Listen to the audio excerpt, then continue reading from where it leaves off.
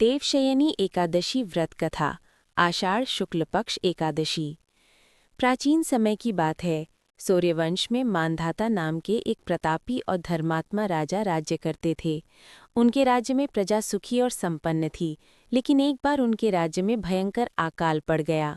वर्षा न होने के कारण धरती सूख गई, नदियां और तालाब सूखने लगे और चारों ओर हाहाकार मच गया।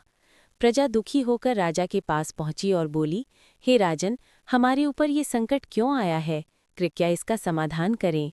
राजा मांधाता बहुत चिंतित हुए और समाधान की खोज में जंगलों और आश्रमों में जाने लगे। घूमते घूमते वे महान तपस्वी अंगिरा ऋषि के आश्रम पहुंचे और उनसे विनम्रतापूर्वक प्रार्थना की, हे मुनिवर, मेरे राज्य में भयंकर अकाल पड़ा है, कृपया इसका कारण और उपाय बताइए। अंगिरा ऋषि ने ध्यान लगाकर कहा, हे राजन, इस युग में एक अधर्मी व्यक्ति के कारण आपके राज्य में ये विपत्ति आई है। इसका समाधान यह है कि आप और आपकी प्रजा मिलकर आषाढ़ शुक्ल पक्ष की एकादशी, जिसे देवशयनी एकादशी कहते हैं, का व्रत श्रद्धा से करें।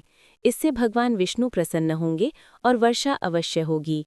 राजा ने ऋषि के वचन को स्वीकार किया और पूरे राज्य में देवशयनी एकादशी का व्रत करने की घोषणा कर दी। स्वयं राजा और उनकी प्रजा ने पूर्ण श्रद्धा और नियम के साथ व्रत किया, भगवान विष्णु की पूजा अर्चना की। भगवान विष्णु उनकी भक्ति से प्रसन्न हुए और शीघ्र ही राज्य में मूसलाधार वर्षा होने लगी। अकाल समाप्त हो गया, खेत खलिहान हरे भरे हो गए और प्रजा फिर से सुखी हो गई। इस दिन से भगवान विष्णु क्षीर सागर में शेषनाग की शैया पर योग निद्रा में चले जाते हैं और 4 महीने यानी चातुर्मास तक विश्राम करते हैं। इस अवधि में विवाह, मांगलिक कार्य आदि शुभ कार्य नहीं किए जाते।